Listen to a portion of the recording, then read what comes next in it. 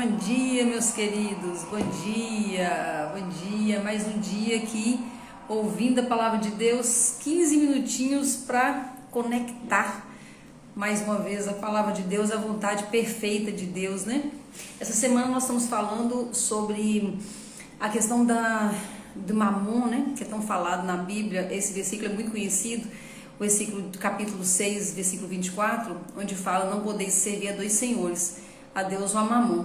E Deus trouxe também muita revelação nessa palavra, no capítulo 24 ao 34, e eu trago aqui essa semana para a gente degustar um pouquinho sobre isso, não só do que sempre nos ensinaram, mas do que o Espírito Santo desperta em nós, o que o Espírito Santo traz para nós sobre essa questão de Mamon e servir a Deus ou servir a Mamon, né?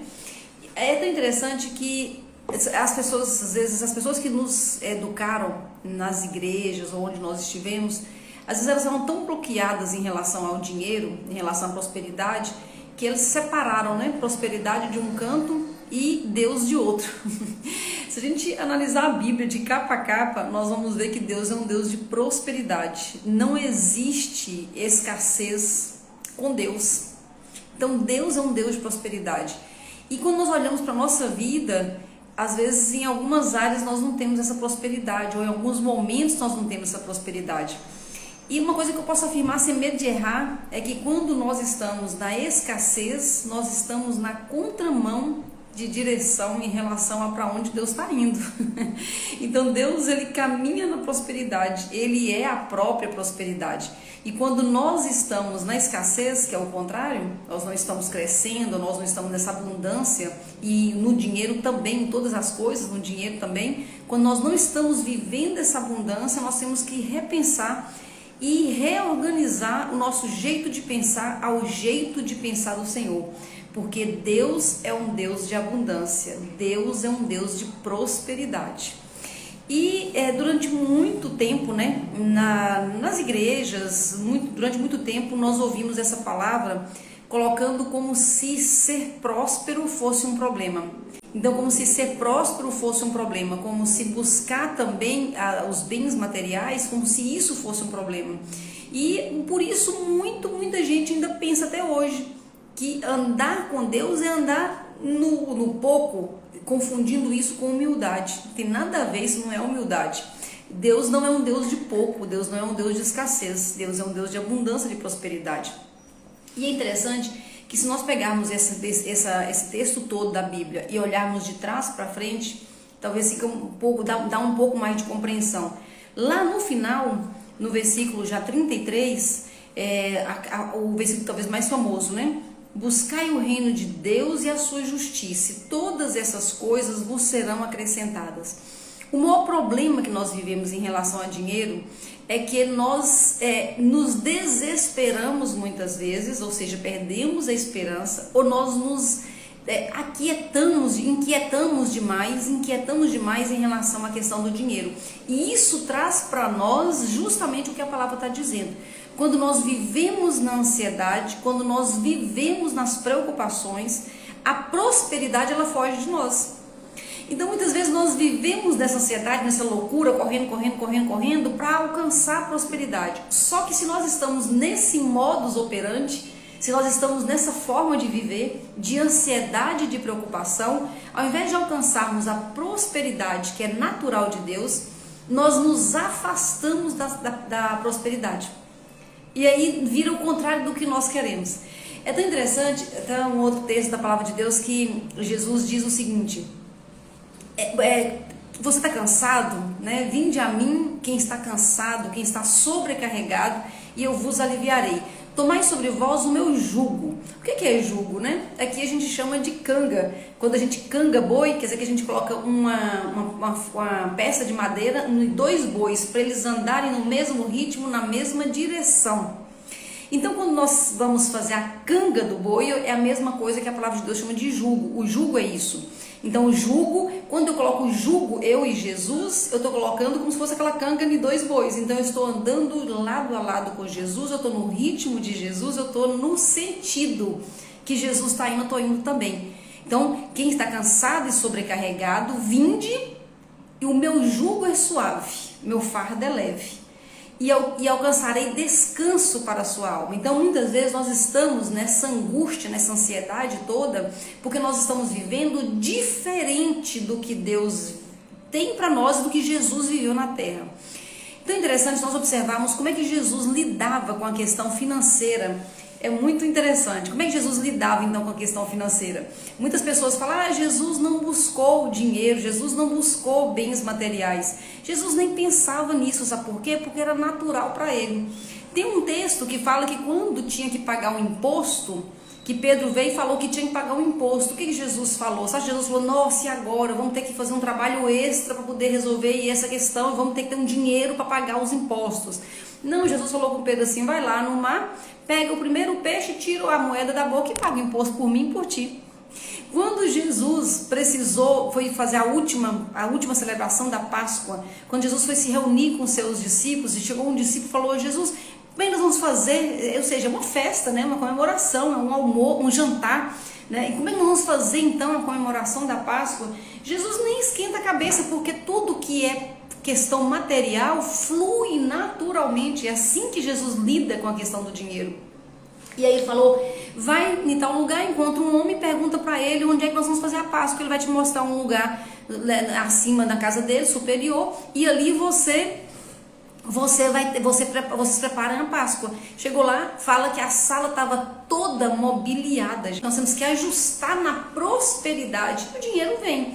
Só que nós andamos o contrário do que Jesus anda. Então Jesus, quando vinha uma necessidade financeira, ele ficava muito tranquilo. A pesca é milagrosa. O que ele fez? Não, joga a rede para a direita, pega um monte de peixe, prosperidade. Dali, né, veio o dinheiro, porque teve muita prosperidade naquela pesca, porque transbordou, ou seja, teve muita prosperidade. Então Jesus, ele não vivia ansioso e preocupado com as necessidades financeiras, porque isso era natural. Quando nós andamos no jugo de Jesus, que quando fala assim jugo, né, já fica parecendo que é pesado, é o contrário, o jugo com Jesus é leve. Então quando eu alinho o meu jeito de lidar com as finanças, meu jeito de buscar prosperidade, quando eu alinho isso ao jeito de Jesus andar, fica leve, porque o jugo dele é suave, é leve, né? O fardo é leve, o jugo é suave. Então o que nós precisamos ajustar não é não querer o dinheiro, porque o que a gente faz? Às vezes a gente tem um discurso de que dinheiro não é bom, que dinheiro nos afasta de Deus, e ao mesmo tempo nós estamos vivendo na ansiedade buscando dinheiro. Então quando aqui na palavra, então aí começa alguns verbos, né? Por exemplo, olhai. Olhai o quê? Olhai os lírios do campo, olhai as aves do céu. Então Jesus fala aqui no discurso, né? Você está ansioso, você está preocupado. Quando você fica preocupado e ansioso, você serve a Mamon. Porque que Mamon, qual é a mensagem que Mamon traz para nós? Que nós temos que viver ainda do suor do rosto, que nós temos que correr atrás, que nós temos que descabelar para conseguir o que nós precisamos no dia a dia. E Jesus fala o contrário. As questões dessa terra, essas questões materiais, olhai o lírio do campo, ele faz algum esforço? Olhai as aves do céu, eles estão se esforçando para dar tudo certo na vida deles? Não, eles vivem naturalmente, porque todo recurso material, ele é natural, ele vem naturalmente. Então qual que é o ajuste que nós precisamos fazer imediatamente? Nós precisamos ir lá para o fim dessa passagem, buscar o reino de Deus, sabendo que todas as outras coisas vos serão acrescentadas. André, o que é buscar o reino de Deus na prática, então, falando sobre esse assunto, né? Falando sobre dinheiro? Eu busco o reino de Deus quando eu faço a vontade de Deus também no meu trabalho, também nas coisas que eu faço. Então, eu busco servir ao reino, eu busco servir a Deus através do meu trabalho, através das coisas que eu faço, através do meu labor, né? Então eu sirvo. Então se eu tenho um serviço, é diferente de eu ter um trabalho. Quando eu falo em trabalho, eu estou falando do suor do rosto, que inclusive trabalho vem de tripalho, que é aquele tridente que servia para ficar espetando os escravos para trabalhar mais. Então, quando eu estou no meu trabalho, com essa maneira de pensar, eu estou sofrendo as ansiedades, as preocupações. Então eu não tenho que mudar de trabalho. Às vezes até tenho, né, que mudar para outro serviço, outro lugar que eu estou trabalhando, mas na verdade não é onde eu trabalho. O lugar é a filosofia, o jeito que eu trabalho. Se eu estou no serviço, eu estou servindo a Deus. Eu posso servir a Deus aqui, estou servindo a vocês, eu sirvo a Deus atendendo os meus clientes, eu sirvo a Deus levando uma oportunidade de um produto que eu vendo ou de um serviço que eu presto. Então, quando eu estou a serviço, eu busco o reino de Deus. Mas não é só de falar, porque às vezes nós somos muito bons em discurso, nós falamos, mas só da boca para fora, porque no dia a dia fico feito louca tentando pagar as minhas contas. Então esse ajuste de mentalidade é o que me tira debaixo da liderança de Mamon e me passa para a liderança do Senhor. Então todos os dias nós temos que escolher isso. Esse assunto ele é tão sério no povo de Deus, que eu estou falando aqui de um assunto parecendo que eu estou falando desse tempo de hoje, mas na verdade é tanto de hoje quanto há 2000 anos atrás. Esse texto falando do dinheiro, da ansiedade, da preocupação e de buscar o reino de Deus, foi escrito há 2000 anos e hoje é exatamente as lutas que nós vivemos. As pessoas hoje vivem num grau de ansiedade que é assustador. Nunca se vendeu na história da humanidade tanta medicação para ansiedade, para depressão, para tristeza, para angústia, para todas essas dores da alma. E grande parte disso, a maior parte, na verdade, das preocupações das pessoas vem das questões financeiras. Então nada testa tanto a gente, nada mexe tanto com o ser humano, nada desestabiliza tanto o ser humano quanto a falta de dinheiro. Então essas questões da ansiedade que vem na maioria das vezes em relação às preocupações, eu tenho que formar minha filha, eu tenho que casar minha filha, eu tenho que pagar minha casa, minha prestação, meu aluguel, minha feira, minhas contas. Essas questões angustiam tanto o ser humano e não é de hoje que o ser humano se angustia pelas preocupações voltadas ao dinheiro. Por isso que a palavra de Deus já falava sobre isso há 2000 anos atrás. Então a ansiedade vinda do dinheiro vai contra a vontade de Deus, não é porque o dinheiro vai contra a vontade de Deus, o dinheiro é venda de tudo que é natural. O recurso dinheiro é só uma forma de lidar com troca, mas na verdade tudo vem dos recursos naturais. E de onde que vem os recursos naturais? De Deus. Toda riqueza ela vem de Deus. Você pegar Gênesis, lá fala de ouro. Se você pegar Apocalipse, fala de ouro, de pedras preciosas. Então tudo que é material também fala da glória de Deus. O problema não é a pedra preciosa, o ouro ou a quantidade de dinheiro. O problema é se eu estou vivendo ansiosa e preocupada, pensando que eu é que faço o dinheiro.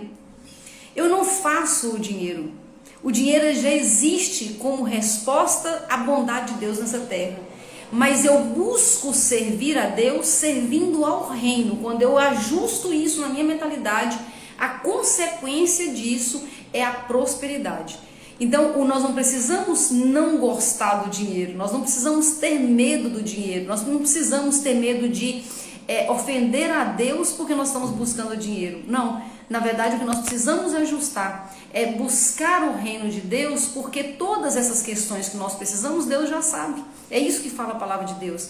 Então quando nós, se você hoje, e isso acontece com frequência, nós às vezes ficamos angustiados porque as contas são muitas, as obrigações são muitas. Então o convite, ou melhor, a ordem que o Senhor Jesus deixa para nós é: olha para a natureza e vê se você encontra escassez na natureza. Se você encontrar escassez na natureza, então a escassez faz parte de nós também. Só que você não encontra.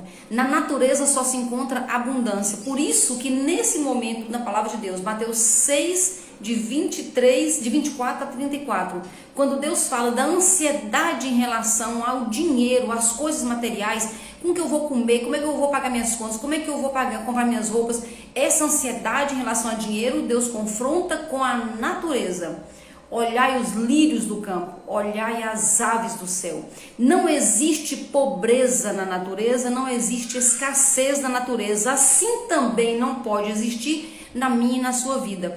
Quando existe escassez na minha vida, eu estou destoando do que Deus fez nessa terra, porque eu também faço parte da criação dele, só que de uma maneira muito especial, porque sendo parte da natureza, eu estou aqui para governar sobre a terra. É isso que Gênesis 1 fala. Eu estou para governar sobre a terra. Depois Jesus no Evangelho sempre vai falar: manda para o monte vai obedecer, manda a tempestade, ele vai te obedecer. Nós estamos aqui para o governo. E quando nós não estamos governando, nós temos que ajustar, colocar o jugo de Deus sobre nós, buscar primeiro o reino de Deus, para que todas essas coisas superabundem, né, venham com abundância em nossa vida. Quando nós temos amor ao dinheiro, nós ficamos ansiosos para ter mais dinheiro. Quando nós fazemos o que temos que fazer, buscando o reino e a sua justiça, o dinheiro vem como consequência, porque nós estamos num mundo que tem troca de dinheiro. Nós fazemos o que precisamos fazer e o dinheiro, a prosperidade vem como resposta. Então, para alcançar o melhor de Deus, nós temos que abrir mão da ansiedade. Eu tô falando isso, eu sei que não é fácil, gente. Eu contei para vocês ontem, eu tive uma vida inteira de muita ansiedade. Ainda hoje eu luto, só que eu luto com armas já testadas, né? Aprendi a deixar a ansiedade a partir da bondade de Deus mesmo, usando armas do Senhor para deixar a ansiedade e fazer o que tem que ser feito, buscar o reino e sua justiça, sabendo que Deus sabe todas as coisas que eu e você precisamos. Muito obrigada pela sua companhia. Amanhã nós falamos mais sobre esse assunto. Deus é bom e vai cada dia colocando mais clareza em nossa mente, nosso coração, para a gente buscar realmente Ele e as coisas dele. E tudo mais, a prosperidade inclusive vem em nosso encontro. Deus abençoe sua vida e até amanhã, se Deus quiser.